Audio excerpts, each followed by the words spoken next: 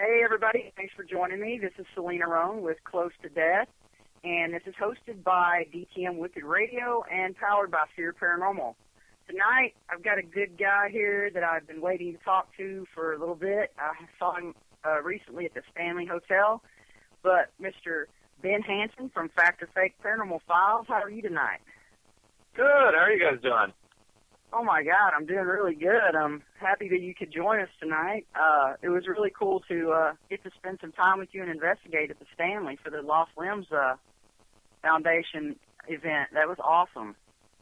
Yeah. I been there, I think 4 times to the Stanley, and every time is something different. There's a few places I haven't yet explored, but I don't think they're open to the public.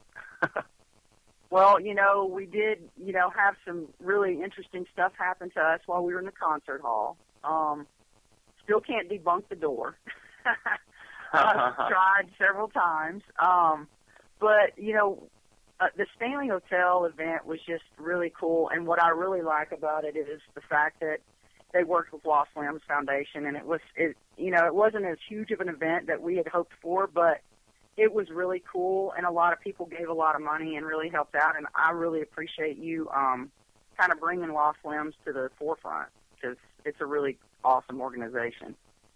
Well, thanks. Yeah, Mike approached me a couple of years ago when he was kind of got his interest while being at the Waverly Hotel, and that's where he was married, and he kind of had this sort of a strange idea, to use ghost hunting as a charity thing for his organization that he started when I first knew him.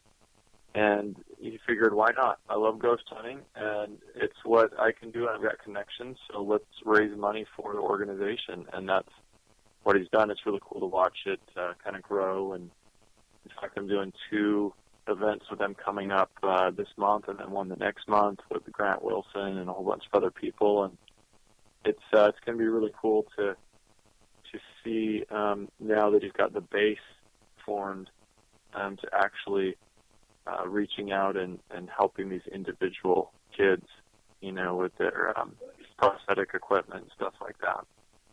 Yeah, it warms my heart every time. Like, he just not too long ago went and met a family and gave them money to help their baby, and that's amazing. That's really, really cool. And I've actually talked to him and talked to Chip about possibly getting you guys to Dallas for a Lost Limbs Foundation event. And we started setting one up, and we kind of decided, since it was the first one and it's going to be really big, that we're going to push it off to next July. But I'm hoping that we can get you, Chip, and Mike, because Mike is already committed to come. And if I can get you and Chip to come down here to Parafest at Billy Bob's, Texas, it's going to be huge. Some of the proceeds are going to Lost Limbs. We've already got that all set up. So maybe keep your eye open for July of next year. Just would love to have you down here. Sounds good. It's been a while since I've been to Dallas. I think I recently just passed through it. I don't think I've spent any time there, really, so that'd be cool. Yeah, they've got a mechanical bull at Billy Bob's, too. You could really get down in Darien, Texas, if you wanted to. So, me and my son constantly watch Fact or Fake Paranormal Files, and we absolutely love the show, and I want it back. Is there anything that you're doing to get back on TV and show us some really more cool stuff, or?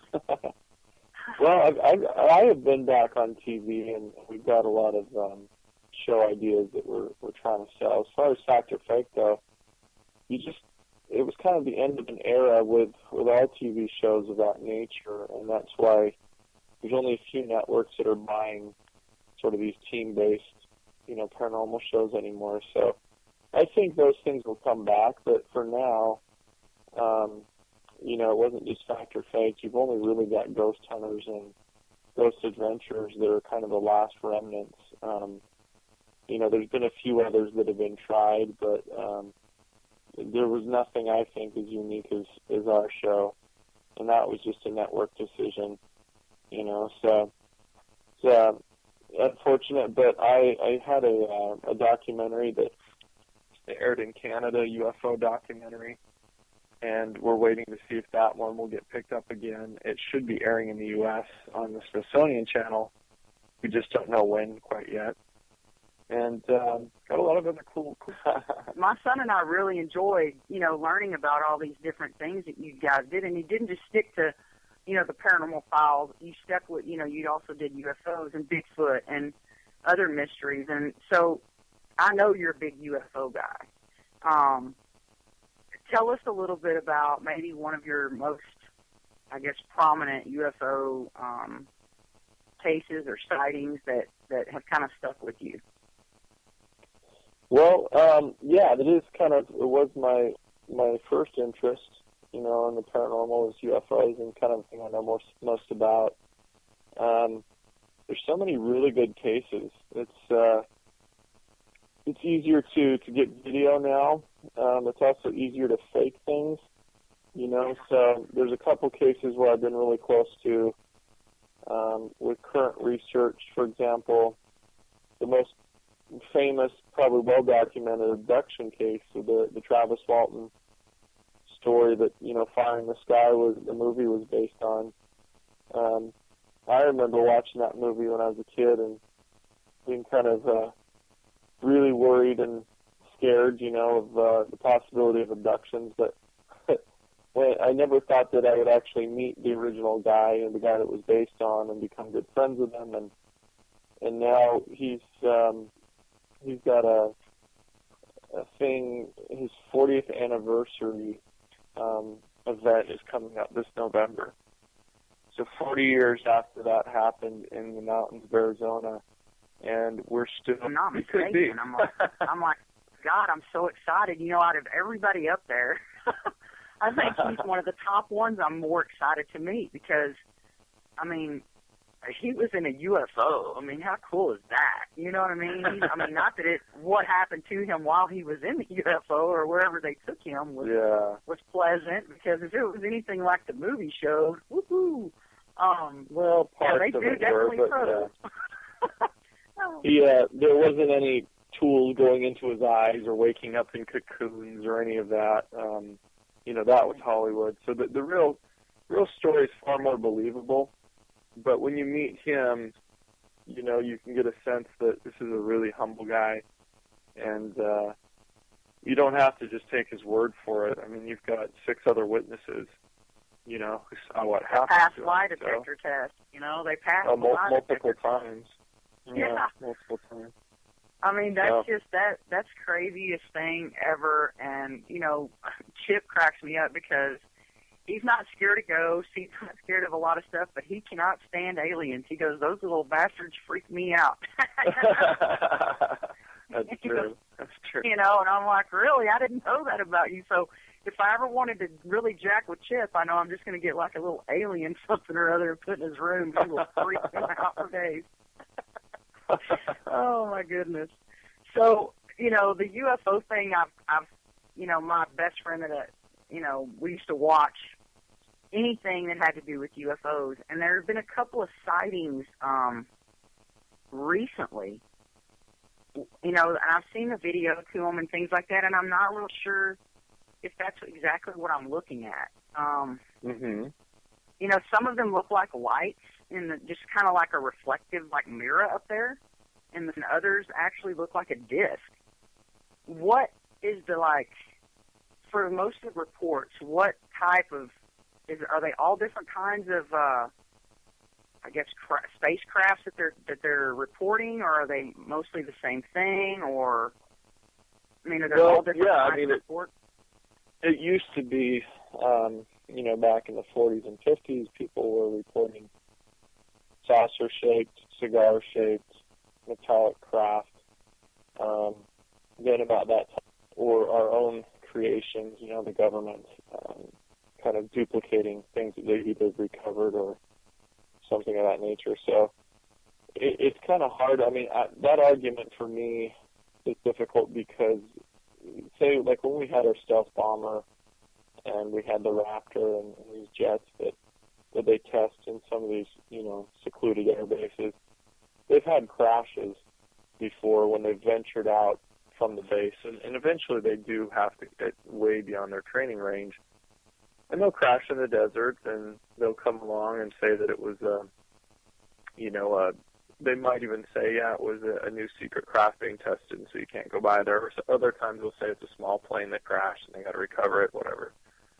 But there's a difference between that and actually flying these things over heavily populated areas, very, very slowly, where thousands of people can see them. And the argument has to be made, if you were trying to keep this a secret, it really is an ultra-secret project, why would you fly it over people that can all see and film and record it and talk about it? So, appear in different places. So you kind of get a mix of all this stuff, and it makes it easier for people to hoax with videos, because all they have to do is animate a light, that zooms by or appears, and people are still reporting classic gifts, but not nearly as much. Really not nearly as much. Yeah, it's like so weird, because you're cruising along and you look up and there's, sometimes, from the reports and from the videos that we've seen, sometimes they hover and they're very, very quiet. Like you can't even hear them. And you're like, they say they look up and they're really not sure what they're looking at. And then by the time they get their, their camera going or whatever, it just is gone. And so it is probably hard, but do you think, I know you worked, you were an FBI agent at one point in time and worked with the FBI. Do you think, and I don't know if you can even say this, but do you think we actually have evidence of an alien body that has ever been in possession of the government? I think it's very possible. Yeah, I think that if you just look at the Roswell case alone, and I've talked to people who, eyewitnesses that were part of the Roswell case, and they had either handled bodies or, seen photographs of them, and then you follow that to Wright-Patterson Air Force Base in Ohio, and, my own grandfather, worked at that base. So it's, working underground, and so, that stuff goes on. But as far as actually having the proof, all we really have are the stories, and supposedly people have photographs. So there's photographs somewhere out there. So that makes it easier for hoaxers to come along and say, guess what I found? And that there's a couple of things out there too right now that I wouldn't say are hoaxes, but misidentifications, and the legend and lore gets built around it, and really, who knows? If somebody did have photographs, would the government still have evidence? Would they have destroyed it? I don't know, but I think there is plenty of evidence to suggest something went on, and that there have been bodies recovered at different times. Wow, that'd be so amazing to see one of those. And I don't know, the thing that I don't understand, and my friend Kenny and I would talk about this all the time, is like, why is the government so afraid to let us know the truth? What would it do for us to know that, yes, there are aliens that want to, I don't know why they would want to use our technology. I would think we would want to use their technology. But, why is it that the government wants to not, I wouldn't go ahead and say lie. Let me be careful about that. I would say more not tell us the whole story or try to cover up what we may already know. Do you have a theory about why they theorize? There's a lot of ideas about that, There were studies done in the early 50s to address that exact issue. The Brookings Institute, commissioned something through, or the CIA commissioned it through the Brookings Institute, because they wanted to know, just hypothetically, they said, if we did ever come across that knowledge and the government had it, would we want to tell the people? What would happen? And their conclusion was that there would be kind of like this destruction or disassembly of the fabric of society, and there would be mass chaos. There would be government that couldn't be able to function. That religion would fall apart, and all these things, just based on the knowledge. And what they were kind of looking at was, as an example, was the, I can't remember what year it was, in the 30s, War of the Worlds, the original broadcast, where people panicked. And the panic was not as big as people report it was. But there were people who did a fake news broadcast saying that there was an alien invasion. And there were some people who panicked, and, some people got injured or whatever because they thought this thing was real. Well, the other argument on the other flip side of that can be made is that we're well beyond those times. And we're living in a day where technology has kind of desensitized us to so many things. And we've been exposed to so many horrendous acts of terrorism and everything else that I think people can handle it. But I do too, because I think if you look at all those things that you listed that they were worried about happening are happening without the knowledge. Yeah, that's true. They're happening on their own. Unfortunately, religion is out of control, and sometimes some of them use words in the Bible to their own liking, or to use them for their own purposes. And everything that you've pretty much named is happening. So I don't think that it would have made a really big difference in I think it would probably have helped the trust issue with our government, because it seems to be that they have a problem treating us as adults sometimes and giving it to us straight up. Like, they tried to hide the Kennedy thing. I'm sorry, I'm not a forensic scientist, and I don't claim to be, but when you look at that video and you know how bullets, work, there's no way that could have been possible by one person. So, and they try to cover all this stuff up, for years and years and years and years, and I just don't understand the mentality, but I appreciate you kind of telling me what they were possibly thinking about, but it's happening anyway. Yeah. And I don't think that we have a whole lot of control. Yeah. Yeah, knowledge is power, and I guess according to that theory, as long as they're secret keepers and they can keep the secret, then they somehow have power all along. Because whatever's left of trust, and the surveys show that the American people don't really trust their government now anyways, which is sad. The people we elect, and we don't have trust in them. But that opinion is going to really suffer even more if that's possible. When you say, oh yeah, in the past 50, 60 years, we lied about this, and this, we weren't truthful about this or that. So that could be a problem. I think if there is a secret, I think it would be much better if we came forward with it ourselves, whether it's all at once or little by little, and tell the people what's been going on, so that we have some sense that, hey, things are under control, and there's a good reason why it was kept from the people. That is true.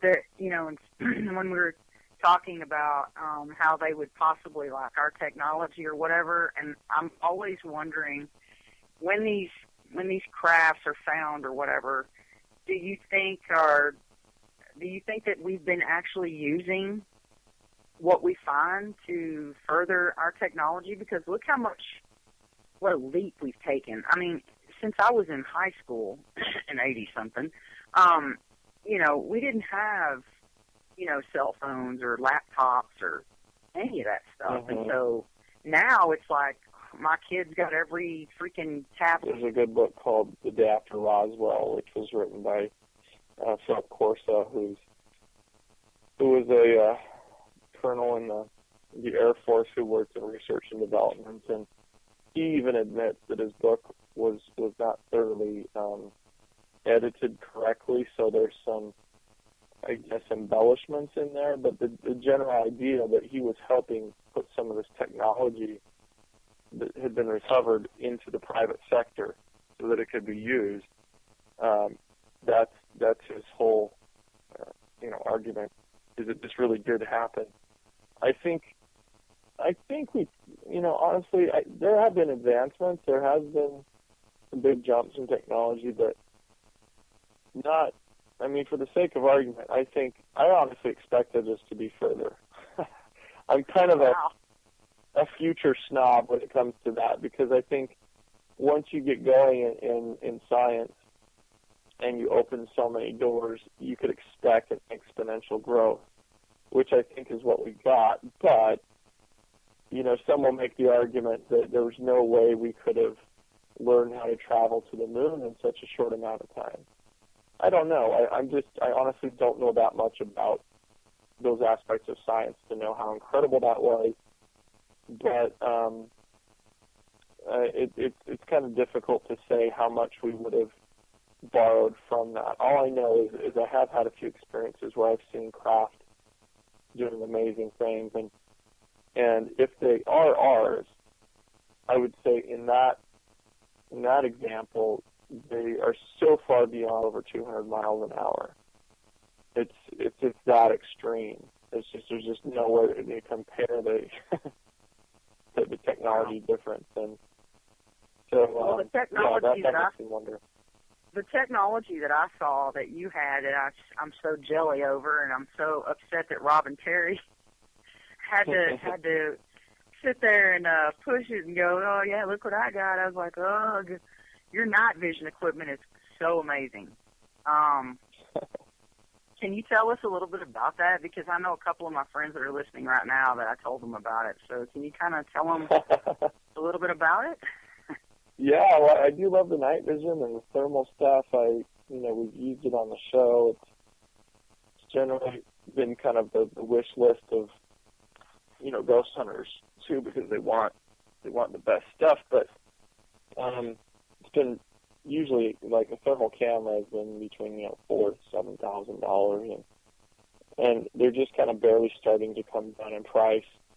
But for what you really want, for example, FLIR came out with the FLIR 1, and I tried to sell their stuff, and I talked to a FLIR representative, and I love FLIR cameras, but, he told me, he said, look, I'm not even allowed to sell this, he said, because I sell in industrial customers and stuff. He said, because it's so low resolution.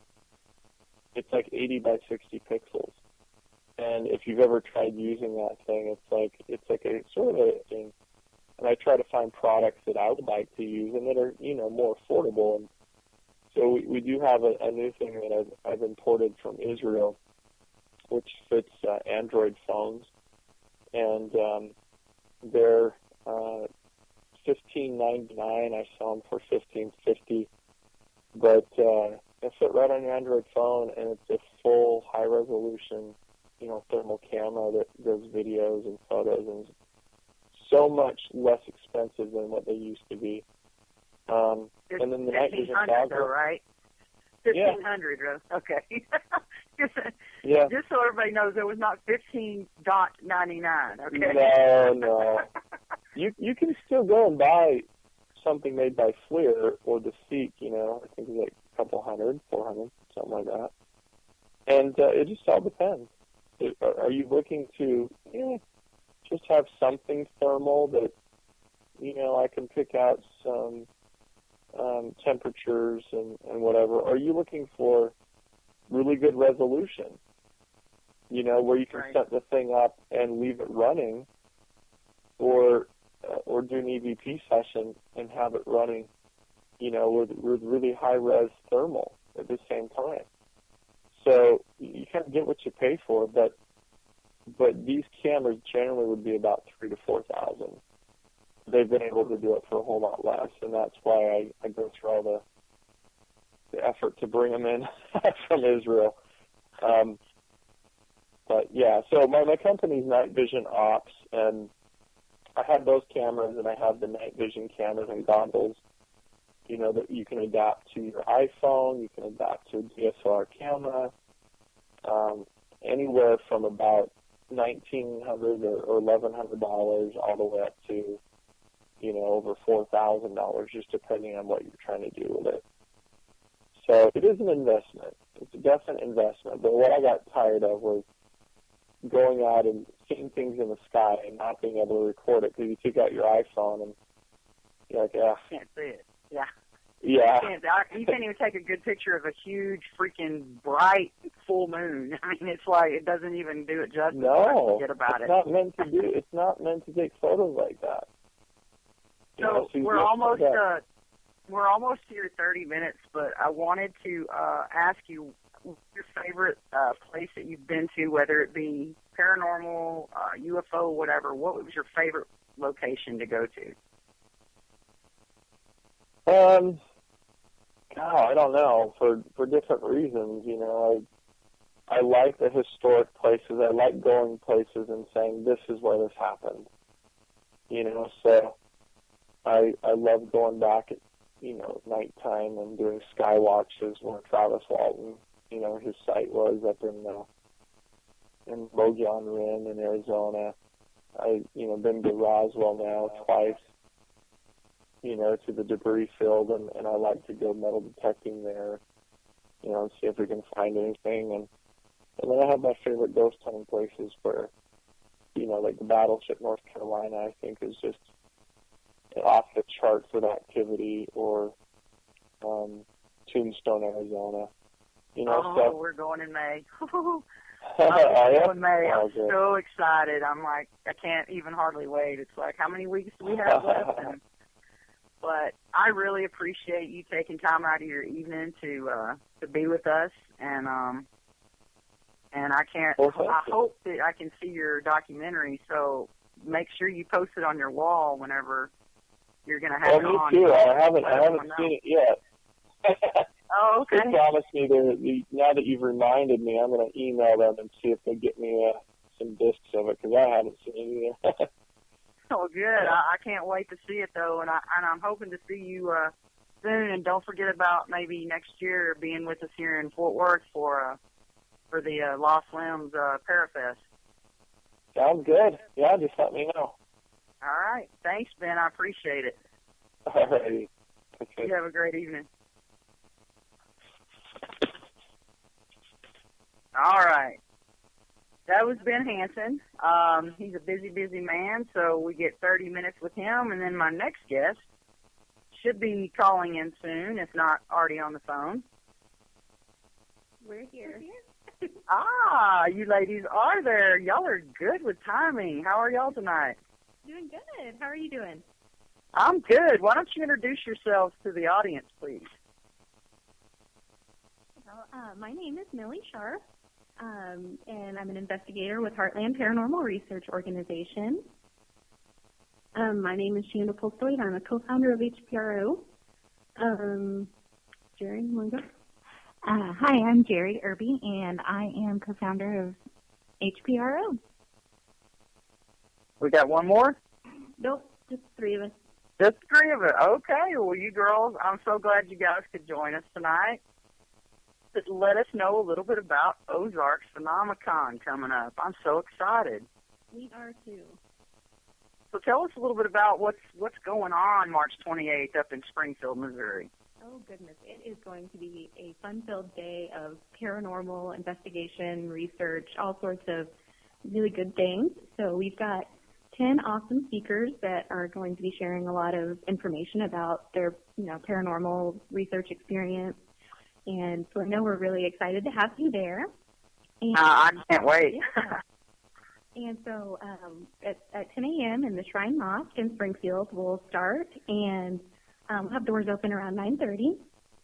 And so until 6 o'clock, we'll just have lots of speakers giving really awesome presentations, and then we'll break for a little bit, and then we are having an after-hours investigation of the Shrine Mosque. So that's going to be a really fun experience and a really unique opportunity for the public to get involved and, experience the paranormal investigation for themselves.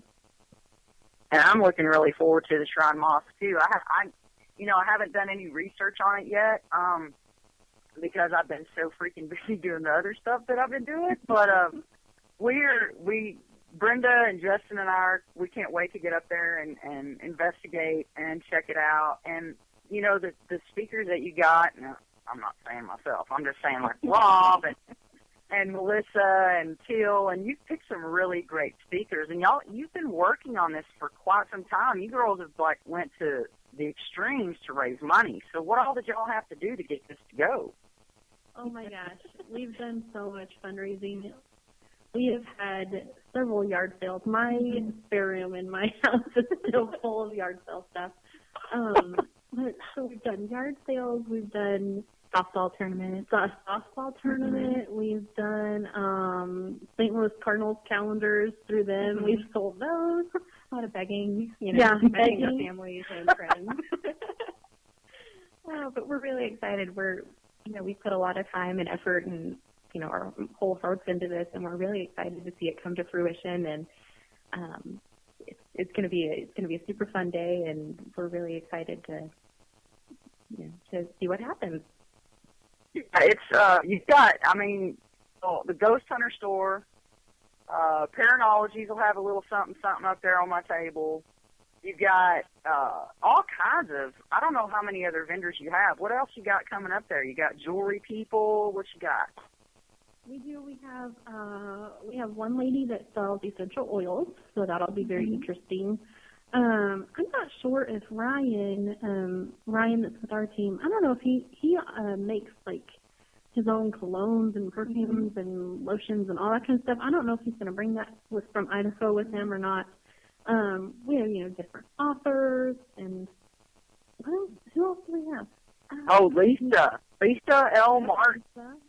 Love Lisa. And let me just say that Lisa has got the information about y'all's area. That woman, you can ask her anything, and she's like, da-da-da-da-da-da-da-da-da-da, and I'm like, holy cow, how do you keep all that straight with all those locations that you do?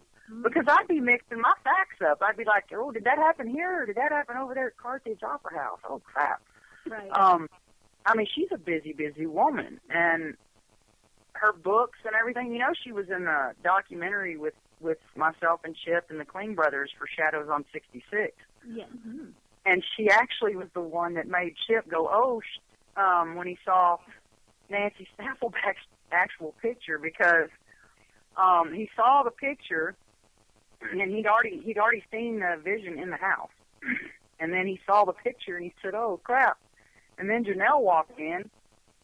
Janelle, the actress who played Nancy in the DVD, walked in, and he said, well, he said some expletives to her, kind of shocking for a first meeting. She goes, well, it's nice to meet you too, Mr. Coffey, because it freaked him out how close they got to casting Nancy Staffelback. But I don't know if you guys have ever been over to that area, but y'all need to take a trip over to Galena, I'm just saying. We have not, but that is on our list. Mm-hmm. It definitely needs to be, because it's very cool. And Nancy likes me and Chip, so just say, hey, Selena, and Chip said, hey, and maybe you'll get off on a good foot with Nancy. But, she wasn't the nicest woman in life. But tell us about Shrine Mosque. Give us a little bit of rundown on what we get to investigate that night, because I'm pretty stoked about that part. All right. Well, the Shrine Mosque was built back in 1923. The Shriners organization, they're known for their philanthropy and helping children who need medical attention. And so the Shrine Mosque was built, a very long time ago, and it was originally built. When it was built, it was the largest auditorium west of the Mississippi, and since then that no longer stands. But it's a really cool venue. It's the main auditorium holds about 4,700 people, and They have lots of concerts there. And still to this day, it's used as a concert venue, an event venue, and it's a super neat building. And Elvis performed there. I can't remember what year that was, but apparently it wasn't a very well-attended concert at that time, which is kind of funny. And, thank you very much. And it's still got a couch that he sat on whenever he was there. So that's pretty cool. That should be one of the things that we'll be able to see whenever March 28th rolls around. Right. So get your ticket. Yeah. See all the discounts. Mm-hmm. Definitely. They're not even expensive. It's like, what, $20? $25 for the investigation, $20 for the conference. If you do a combo deal, you'll get your best deal, and it's $40. And tickets are available on Eventbrite. We've got links all over our Facebook page, Heartland Paranormal Research Organization, also on our website, both for the team and ozarksphenomenon.wordpress.com. So lots of ways to get your tickets. You can also buy them at the door, but you'll definitely get a better deal. And make sure you've got a spot in the investigation if you order online. Yeah, that is like, that's so important. Every time that, like, people have an event or a Paracon or whatever, the first question I get asked if I'm on a flyer, somebody will send me a private message and go, where are we investigating that night? They don't really care about anything else during the day. They want the meat and gravy. They want the investigation. Where's it going to be? And I'm like, I don't know yet. And so they're like, well, let me know the minute you find out. I'm like, well, what is it going to do good? You're either going to go or you're not going to go to the event. Go somewhere you haven't, ever been before. I know y'all are working on a kind of crazy case right now. And is that correct? Did y'all go on a pretty wild case? Well, it depends on which one you're talking about. Exactly. If there's any teams out there in the Kansas City, Missouri area, hit us up. I'm telling you, it's so strange lately how it seems to be that a lot of the cases that we're getting calls on seem to, and I hate that everybody goes straight for, oh my God, it's demonic, because it's so rare that it's actually demonic that I hate when they jump to that first off. Second thing is, but it seems to be happening more and more that the activity levels are escalating quickly. And I kind of find out that to be talking to some of these people, there have been teams that have went in there, new teams, inexperienced teams, whatever you want to call them, that they're really just going for the thrill of it all. They're going in there, they're going to go in there and they're going to investigate, they're going to get their evidence, and they're going to leave them high and dry, and that causes issues. Right. Have you been finding that you kind of get calls about cleanups lately? Like, what I'm talking about, like spill on aisle 5, this team didn't quite do their job. You got to come over here and clean up their mess and make sure the family gets the help they're getting. Is that kind of what y'all have been hearing, or have y'all not noticed that or anything? I'm trying to think. I think we had one that another team had investigated, and kind of things didn't settle down, or they settled down. We had two. Okay. I do remember two. There was the Nixa private residence. Oh, that's right. Okay. And then a Springfield private residence. And the one, the team never got, like, after the investigation, they just never got back to the homeowner.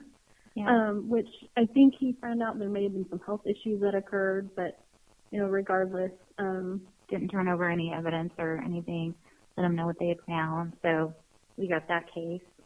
And then the Springfield one. I'm trying to tell her. I'm trying to remind her which case without, like, spilling names. We did an investigation for her. They had another team in previously, but nothing seemed to help. I think they had done maybe a blessing or something, but we ended up investigating and then did a smudging of the homeowner plus the residents. And it's possible maybe there was some Native American ties. We did an offering and all that kind of stuff. And it seems like, I think last we checked up on her, she said everything's been good. Yes. So. Now I remember. Yeah, it's funny how those Native Americans get a little riled up, huh? Because yes. Someone they're like, yeah, well, watch this. I have Native American blood in me, so I can totally get where their temper goes. Are we in for a treat here? No, I'm good to go. No, but the thing that bothers me about the things that these teens are doing, sometimes they don't understand what they're doing. And with my team, I tell them, look, we don't claim to get rid of demons.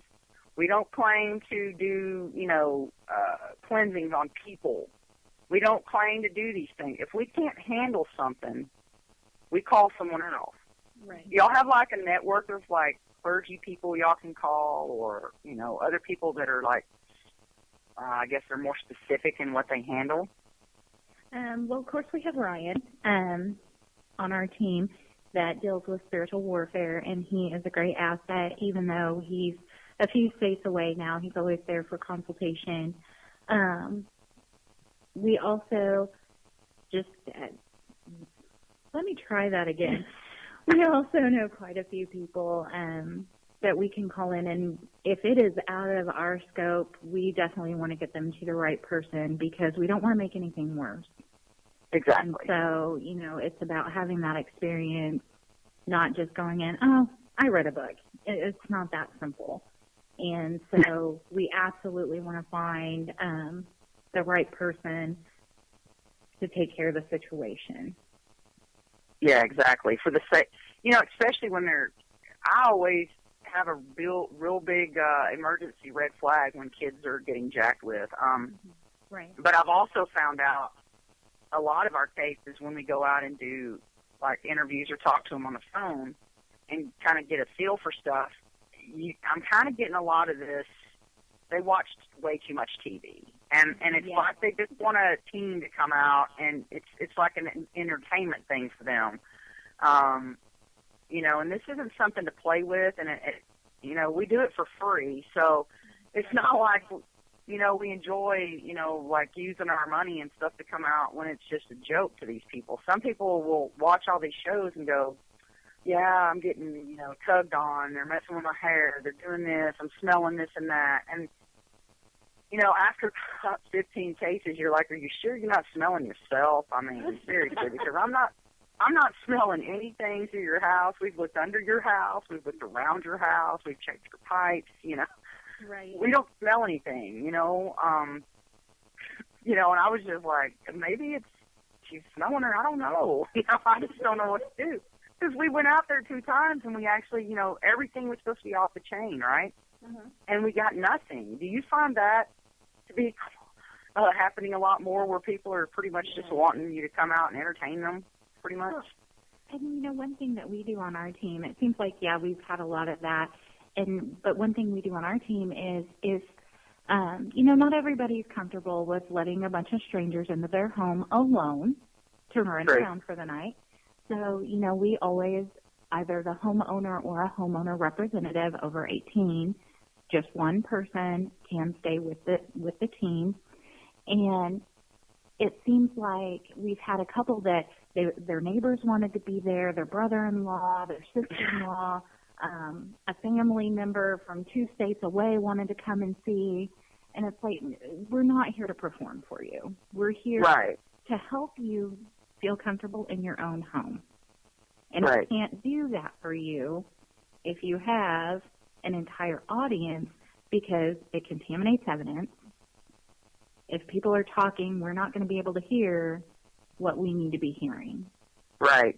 And it's just distracting as an investigator as well. Yeah, we went out to a case out in the middle of freaking nowhere. I'm talking where you're going and then the lights there's no more lights. Yeah. That kind of way out there, way out there. And so we're way out. But, we do use medium, a medium or two. Do y'all have a medium on your team that you actually consult with on cases, or? Well, we have a couple of members who have some abilities, and I don't want to speak for them. So we have one who is kind of new in her experiences, and she is learning to focus and that sort of thing. So it's been really interesting to watch her grow as she's been investigating with us. And then also with our other team member pretty spot on a lot of the time. And so it's very interesting to work with him and get what he is feeling from the situation.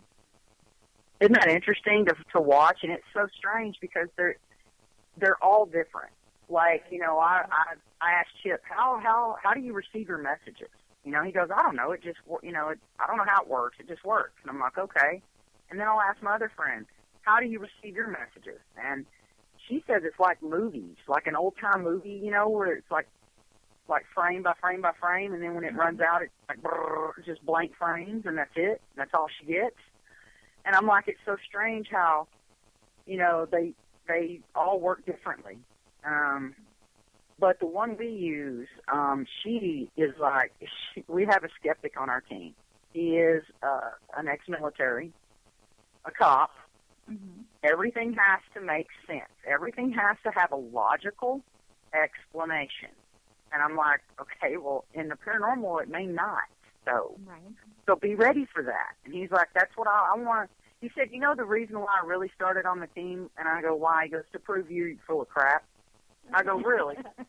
He said, yeah. He goes, I go, but you got your mind changed pretty quickly, didn't he? And he said, yeah, actually I did, because he does all the research. He has access to databases and things that I don't. Uh-huh. And, you know, being a cop, I mean, he can find out driver's license numbers and who lives at the house and what all. And I'm like, Jesus Christ. So he does all this, his research, and then everything is factual to him. Everything is factual. And then he goes and he interviews on this instance, he interviewed the homeowner for me because he was closer to her in East Texas. And so he went and interviewed her and got all the information, all the things that happened. And then we drive out there, and I didn't tell my friend where we were going. It was kind of like a Paranormal State blindfold, but without the blindfold. I just didn't tell her anything. And we get there, and the minute we get out of the car, I had Al walk around with her and follow her around recording her. And I was talking to the homeowners, and he texted me, holy crap, this chick is nailing this crap on the head. What is going on? He could not believe that she was hitting on every piece of information that he researched, that she would not have known. Right. No way in the world would she have known any of that. And then what put the cherry on top of his whole entire belief system there, gotten shook, there was a picture that was taken during a Halloween party at this particular house. Now, this was an adult Halloween party. I'm not saying it was but you can clearly see her standing. I'm getting chills talking about it. You can clearly see her standing there. This girl that we have consulting with our team walked straight into the kitchen and stood right in that spot where that little girl's picture was taken, and she goes, I'm being pulled right here.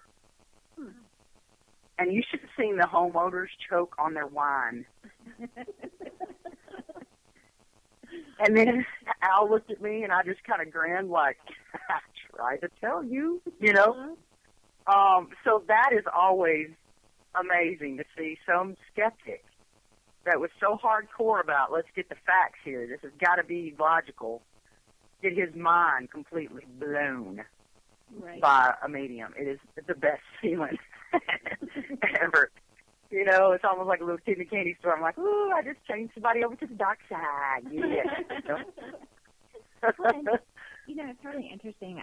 For me personally, when somebody says, "Oh, I'm a medium," or I'm a psychic, I'm always apprehensive because you hear it so often that I have this ability or I have that ability, and it's like, okay, you're going to have to prove to me.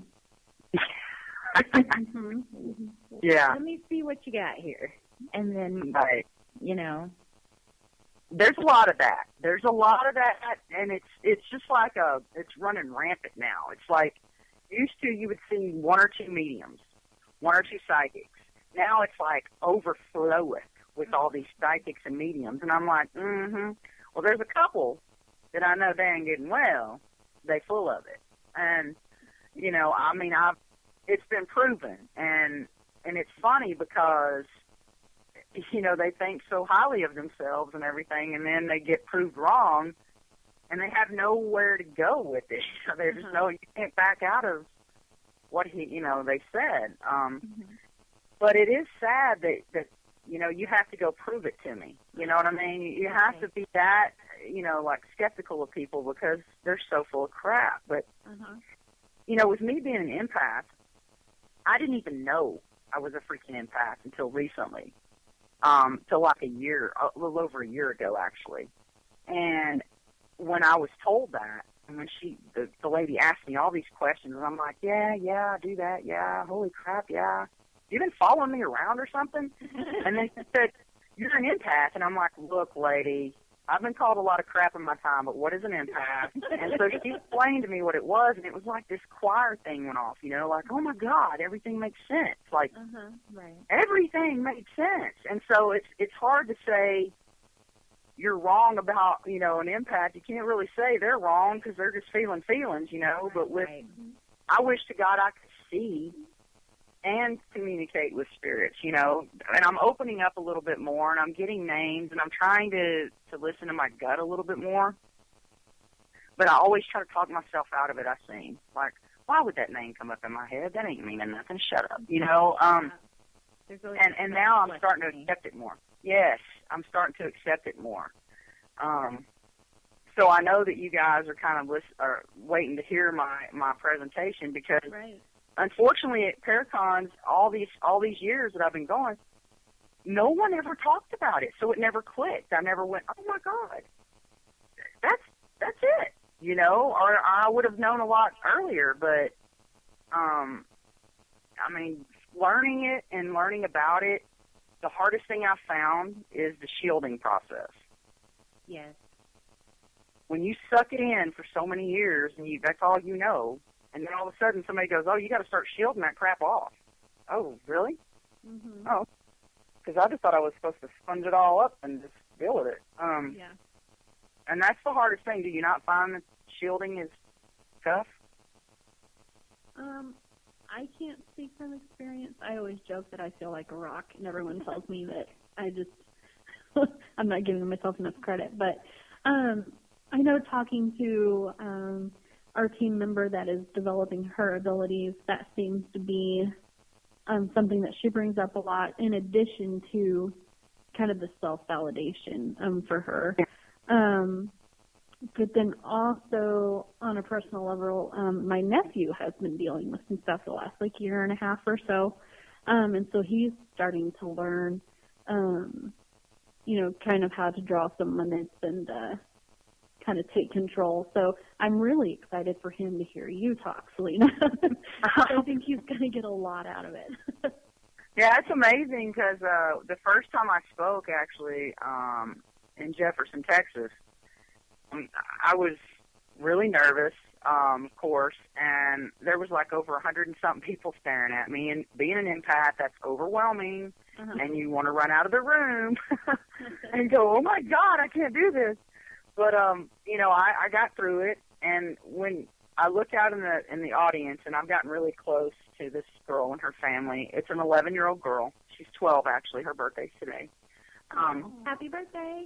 Yeah, happy birthday. And so she was sitting there, and she's been, for years, she's been very, to herself, not telling anybody what's really going on because she's scared to, them not understanding, kind of being a loner, sort of. And when she heard me speak and she heard my presentation, you could see her this little light in her head go, oh, my God. Oh, wow.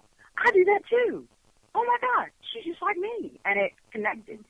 She connected with me. And, man, I'm telling you, if I can connect with just one person and help just one person each time I speak, that's the world to me. Right. So, I think that's really great. That's the path that you are on with your abilities. Because like you were talking about earlier, it is harder to prove your abilities as an empath. And so, talking about, you hear, I'm psychic, I'm a medium. You don't hear as many people, I'm an empath. Right. And, being empathic is not the most comfortable place to be at times. No. And so when you find others who are that way or are empaths, and then it's that whole relief of, wait a minute, I'm not crazy. Right. Yeah. And, because you've spent your whole life feeling everybody's emotions, and you don't even know which ones are really yours. And then that learning process of, okay, this is my emotion, this is the person 2 seats over on the bus's emotion, and learning how to shield is a very difficult process, but very important. Definitely. Well, ladies, we have got like 0 time left, but I wanted to say thank you very much for coming on the show. I'm glad you could. Thank you. Of course, and shout out that ticket, where to get tickets for Ozarks Phenomenon real quick, and then I'll. We're available on Eventbrite. You can look us up on Facebook or go to ozarksphenomenon.wordpress.com, and we'll have all the information up there. Tickets start at just $20, so you don't want to miss out. Awesome. And you ladies, thank you so much, and I will see you March 28th. Actually, 27th for the meet and greet. Yeah, that sounds good. All right. Y'all have a great evening. You too. Bye-bye. Bye.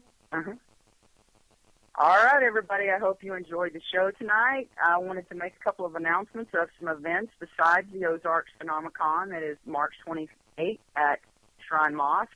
You can get your tickets where the ladies told you to go. We also have History, Haunts, and Legends in Jefferson, Texas. They have a Facebook page. Check that out. Get your tickets. And we have Tombstone, Arizona, May 1st through the 3rd. I have that on my wall, so check it out. Go to Close to Death. Give it a like. FEAR Paranormal. Give it a like. And I want to thank my sponsor, which is Syntex Roof Systems. Join me next week. Randy Hardy, Kevin Betzer from Deep South Paranormal, baby. They will be my guests. See you guys. Have a great week. Peace out. I thought she might have turned us off.